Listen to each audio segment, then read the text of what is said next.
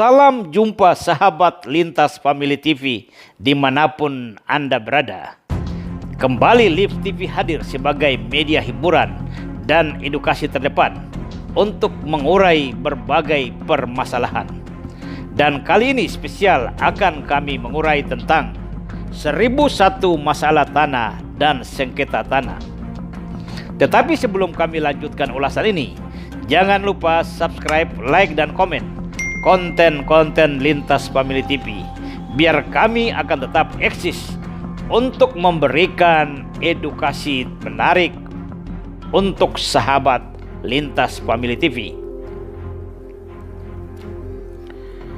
1001 masalah tanah bagian kedua dan sengketa tanah. Dalam pertemuan terdahulu, saya telah sedikit mengurai tentang pengertian tanah, pengantar sejarah manusia mulai menguasai tanah, dan pengantar perkembangan hukum tanah di Indonesia, di mana tanah secara umum adalah lapisan bumi paling teratas yang terbentuk dari proses pelapukan organik dan berbagai bahan mineral, sehingga terbentuk penumpukan yang disebut tanah. Kemudian sejarah manusia mulai menguasai tanah dari zaman purbakala sampai masa ekspedisi penjelajahan dan menuju ke fase penjajahan barat. Inilah cara-cara manusia mulai menguasai tanah. Lalu hukum tanah, dan dimulai dari penguasaan kelompok-kelompok masyarakat atas tanah, sehingga muncul hukum tanah kelompok atau hukum suku atau hukum adat. Kemudian ketika memasuki masa penjajahan, hukum tanah Indonesia tunduk kepada Undang-Undang Kolonial Belanda atau hukum tanah barat. Hukum kolonial Belanda yang pertama berlaku di Indonesia adalah Agrariswet 1870. Kemudian juga ada Domain Verklaring, ada juga Algemeen Domain Verklaring Standblad 1875, dan beberapa peraturan pertanahan yang ditetapkan oleh kolonial Belanda pada saat itu. Dalam sejarah hukum pertanahan di Indonesia, Agrariswet 1870 merupakan satu-satunya hukum tanah yang cukup menjadi perhatian oleh beberapa ahli. Salah satunya Profesor Budi Harsono mengatakan bahwa Agrariswet 1870 diberlakukan di wilayah penjajahan Nusantara oleh karena praktek penguasaan tanah yang dijalankan oleh pemerintah Hindia Belanda telah merugikan rakyat. Penjajah Belanda sesuka-sukanya merampas tanah-tanah rakyat, sehingga diutusnya Engelbertus de Waal, Menteri Agraria Belanda, untuk mengawasi jalannya Agrariswet. Tujuan diberlakukan Agrariswet 1870 adalah menyelamatkan hak-hak rakyat, membuka lapangan kerja khususnya buruh perkebunan, dan menciptakan hak arfak atau hak rakyat untuk menyewakan tanah atau hak guna usaha.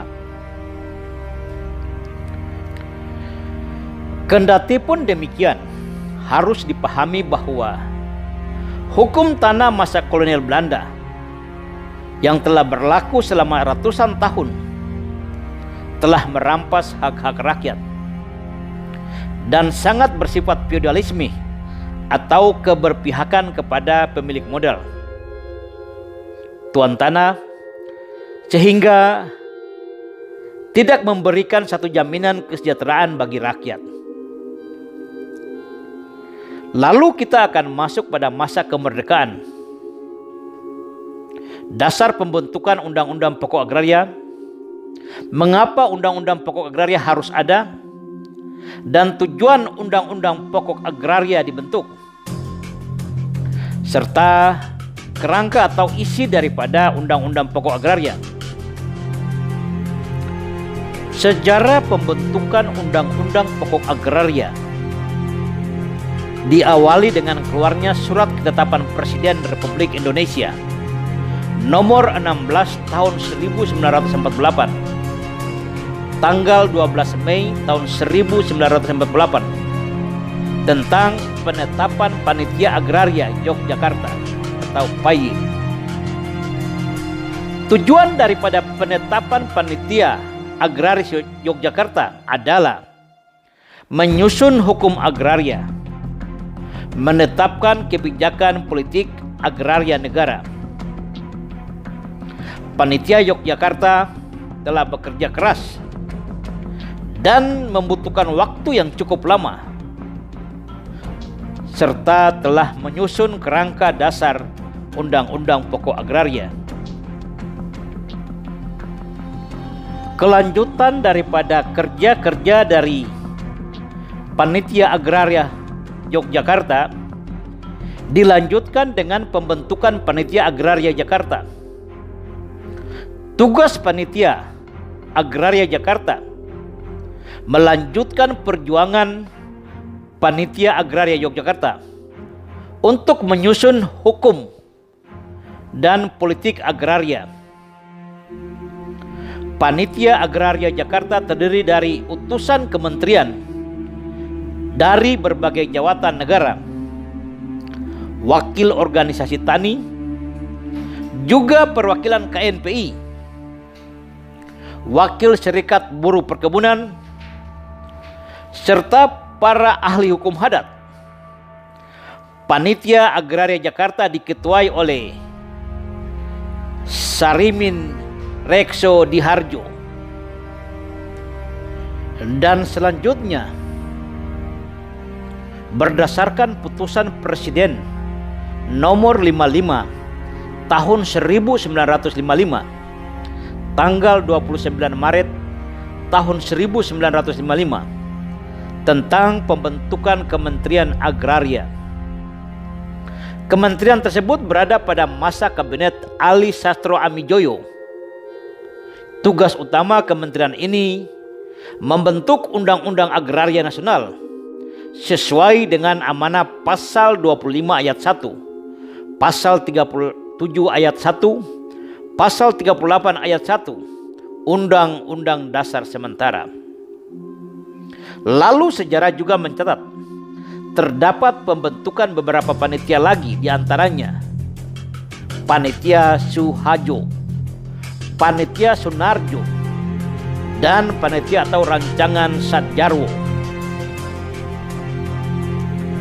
Masing-masing panitia telah menghasilkan rancangannya dan telah dipadukan melengkapi Undang-Undang Pokok Agraria.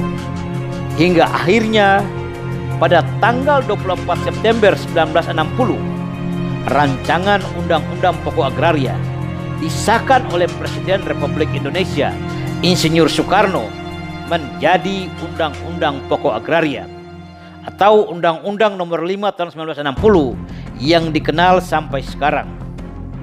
Dan harus digarisbawahi bahwa Undang-Undang Nomor 5 tahun 1960 merupakan implementasi dari pasal 33 Undang-Undang Dasar 1945. Undang-Undang Pokok Agraria merupakan akumulasi dari penerapan hukum adat atau disusun dari hukum ulayat yang ada di seluruh Indonesia.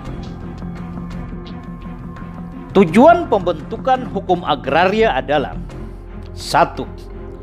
Meletakkan dasar-dasar bagi penyusunan hukum agraria nasional yang merupakan alat untuk membawa kemakmuran, kebahagiaan, dan keadilan bagi negara dan rakyat, terutama rakyat tani dalam rangka masyarakat adil dan makmur.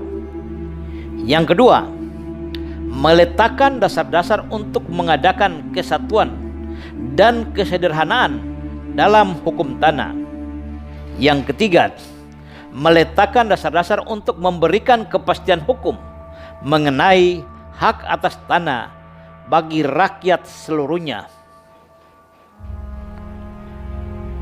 Setelah terbentuknya Undang-Undang Pokok Agraria atau Undang-Undang Nomor 5 Tahun 1960 tentang pokok-pokok agraria, maka lahir lagi peraturan-peraturan pemerintah turunan sebagai pelaksana teknis Undang-Undang Pokok Agraria maupun peraturan menteri, keputusan menteri yang semuanya tidak boleh bertentangan dengan Undang-Undang Pokok Agraria. Lalu bagaimana dengan 1001 permasalahan tanah dan sengketa tanah yang ada di Indonesia? Apakah kebijakan-kebijakan pertanahan yang telah dan sudah dijalankan oleh pemerintah sudah menunjukkan keberpihakan kepada rakyat, dalam hal ini petani? Dan bagaimana konflik-konflik tanah yang terjadi dan implikasi daripada konflik-konflik tanah itu terhadap kepentingan masyarakat? Mari kita ikuti ulasan Lintas Family TV selanjutnya.